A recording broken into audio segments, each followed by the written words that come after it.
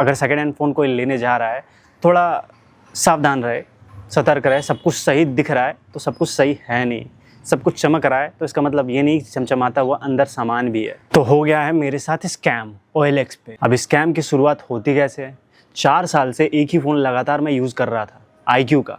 Camera काफ़ी सही था, काम चलाने लायक था और सब कुछ सही चल रहा था। लेकिन जैसे जैसे गर्मी बढ़ती गई, फ़ोन का भी हालत ख़राब हो गया और कैमरा भी काम करना बंद कर दिया।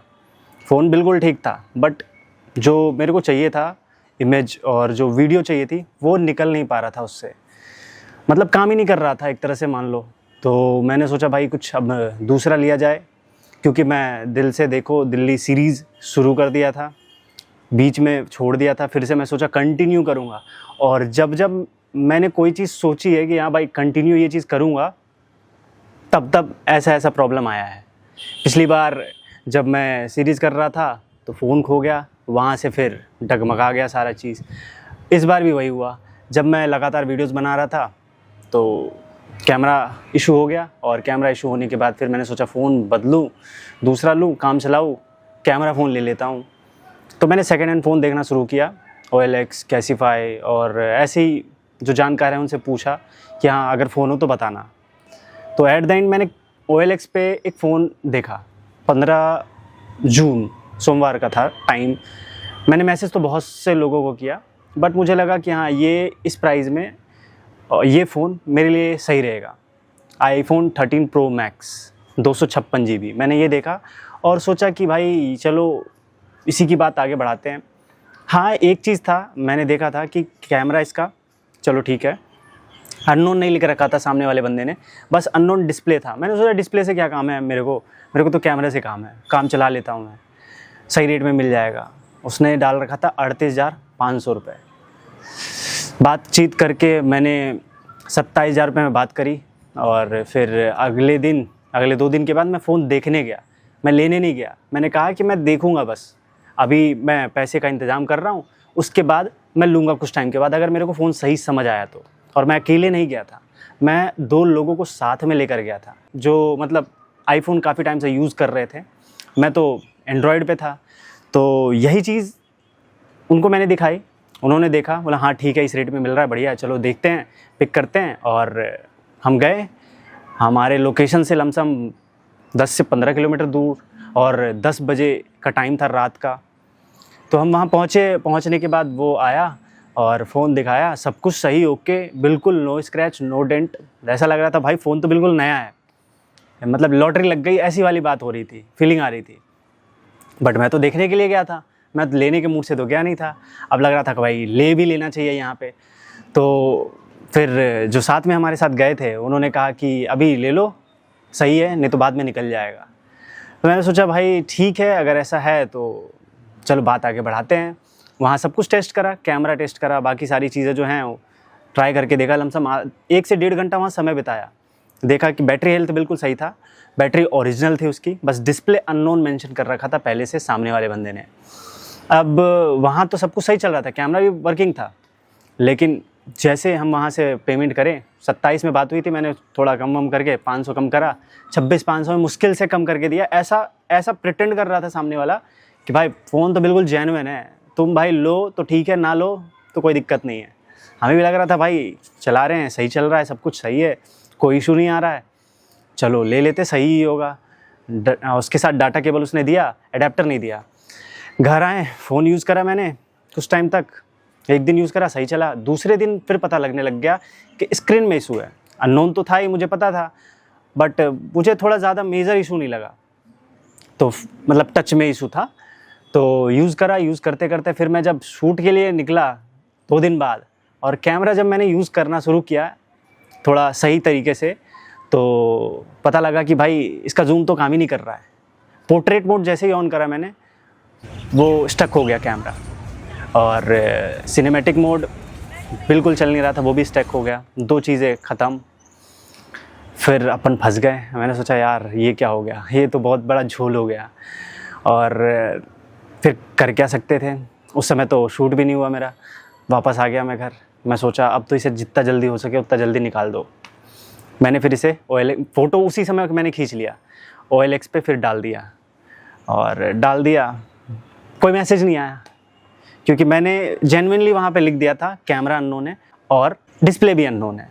मतलब जो मैं लेकर आया था कैमरा, तो उसने बोला हाँ भाई बिल्कुल ओके है, कोई दिक्कत नहीं है। मैंने उसे बोल कर लिया था बाकायदा कि भाई मैं कंटेंट बनाने के लिए ले रहा हूँ, और उस बंदे ने थोड़ा भी नहीं सोचा कि भाई हाँ इसका कैमरा डुप्लीकेट लगवा रखा है मैंने, तो थोड़ा इसको रहने देते हैं, कहीं और निकाल लेते हैं। बट चेप दिया मेरे को। फिर बोला ठीक है यार, अब आ ही गया है तो इसको निकाल देते हैं, नहीं भी तो सही रेट में निकल ही जाएगा। तो मैं दुकान में गया जहाँ सेकंड हैंड फ़ोन लेते हैं, उनको मैंने बताया और उन्होंने रेट लगाया। उन्होंने कहा 27,000 रुपये। तो मैंने बोला ठीक है, इतना भी मिल रहा है तो ठीक ही है, दे देते हैं। तो मैंने सोचा 2-4 दिन, फिर मैंने सोचा कि चलो पहले मैं ट्राई कर लेता हूँ OLX से बिक जाए, बट OLX से वैसा कोई रिस्पॉन्स नहीं आ रहा था। तो मैंने बोला चलो ठीक है, इन्हीं को दे देता हूँ मैं। तो आखिर में मैंने डिसाइड किया उन्हीं को देने के लिए। तो उन्होंने फिर रेट कम कर दिया, फिर 25 बोला, 25 से फिर 22 में फ़ाइनल हुआ बात। तो 22 में मैं देकर आ गया था।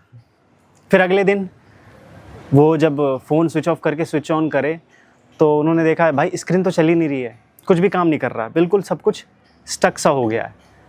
4 घंटे 5 घंटे तक ऐसे ही रहा। उधर मैंने 22 में बात करा था, इधर भी मैंने एक से बात करा तो उसने 25 बोला था। जब मैं उसको दिखाया कि हाँ बैटरी, मतलब उसने बोला हाँ मैं ले लूँगा, 13 Pro Max है, 256 GB है, उसने बोला 25 दे दूँगा मैं। बोला यार ठीक है, 3,000 ज़्यादा ही मिल रहा है, मैं यहाँ दे देता हूँ। तो मैं वहाँ से फ़ोन लेने के लिए गया था सुबह, तो वहाँ देखा स्टक हो गया है स्क्रीन। तो उनसे मैं वापस ले आया और इनको दिखाया। जब स्क्रीन सही हुआ 5 घंटे के बाद, तो इन्होंने कहा नहीं हम नहीं लेंगे। फिर मैं 2-3 दुकान और गया यहाँ पे, उन्होंने कहा नहीं अननोन पार्ट हम नहीं लेते हैं, मतलब कैमरा भी इसका अननोन है और स्क्रीन भी इसका अननोन है, तो ये नहीं लेंगे। ये तो आखिर में कैसीफाई में ही जाएगा 18-20 हज़ार में। तो मैंने सोचा चलो कैसीफाई में ही डाल देते हैं, जो मिले वो सही। अब मैं क्या थोड़ा घबरा गया था कि यार पैसे लगाए हैं, अब नुकसान होते हुए जा रहा है और ज़्यादा ना नुकसान हो जाए, इसलिए मैं कैसीफाई चला गया। वहाँ पे उन्होंने फ़ोन को अच्छे से डायग्नोस किया, चेक किया अपना एप्लीकेशन डालकर, और आखिर में 20,000 रुपये रेट लगाया उन्होंने। मिला जुला के 20,000 के आसपास उन्होंने दिया। तो मैंने उस समय फ़ोन निकाल दिया, बिक गया। यहाँ पे मेरा नुकसान हो गया 5-6-7 हज़ार का नुकसान सीधा यहाँ पे मेरा हो गया। तो ये कुछ कहानी है जो मैंने फ़ोन लिया था, और फ़ोन लिया भी था एक पर्पस से कि भाई मैं बनाऊँगा वीडियो, सही से चलेंगी, कैमरा फ़ोन है, अच्छा होगा। तो पहला ही एक्सपीरियंस बिल्कुल बेकार रहा सेकेंड हैंड फ़ोन का, वो भी आईफोन का। मेरे जानकार में हैं 2-3-4 लोग जो OLX से चला रहे हैं, बहुत टाइम फ़ोन लिया उन्होंने और चलाया, बढ़िया फ़ोन निकला। बट किस्मत की बात है, मेरी किस्मत में भाई यही निकला। उनका अच्छा चल रहा है अभी भी, अच्छे रेट में उन्होंने लिया था।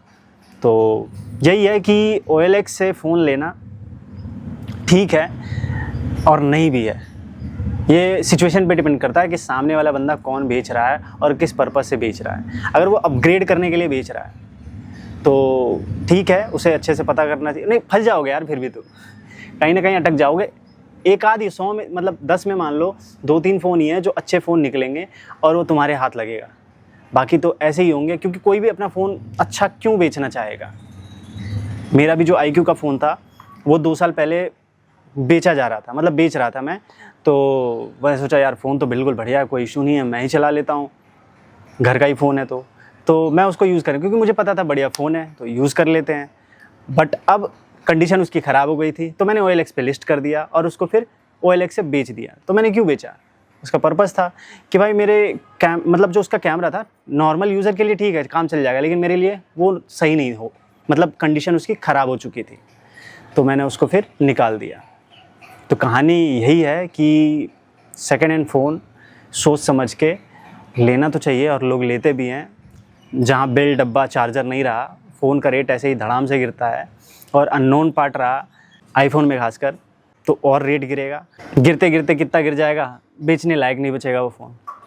ये हाल हो जाता है अगर तुम सामने किसी को जेन्युइनली बताकर फ़ोन बेचोगे तब। सामने वाला बंदा ये था कि जेन्युइनली उसने, अगर उसका बिल नहीं था तो उसने क्या है, ID कार्ड अपनी दी, आधार कार्ड दिया, और प्रॉपर वीडियो भी बनाया हमने। मैं इन भाई को, क्या नाम है तुम्हारा? सूरज कुमार को भाई 13 Pro Max बेच रहा हूँ। ये ये फ़ोन अगर चोरी का निकला, मैंने भाई को अपनी आईडी दे दी है, मेरे को पकड़वा दे, जो होगा मेरे साथ होगा, भाई के साथ कुछ नहीं कराया। फ़ोन मैंने तारीख बता दो। तारीख है भाई, देख लो ये 16 जून 2026। हाँ भाई ठीक है। कि उसने वीडियो में ये भी बोला कि हाँ, अगर ये चीज़ कहीं से भी चोरी का निकला तो मुझे उठा लो, मुझे पकड़ लेना, कोई दिक्कत नहीं है। और फ़ोन चोरी का था भी नहीं वैसे, फ़ोन में पार्ट्स, बस कैमरा जो हमें पता नहीं था कि अननोन है, वो इशू था मेन, जो उसे बेच के निकालना था। बैटरी हेल्थ अच्छी थी, उसकी 87% थी। उसी को देखकर मैंने सोचा ले लेना चाहिए था, बट क्या ही कर सकते हैं। अब ये सब होने के बाद ये समझ आया कि कभी भी सेकेंड हैंड फ़ोन लेने का अगर सोचा जाए तो कैसीफाई एक तरह से ठीक है।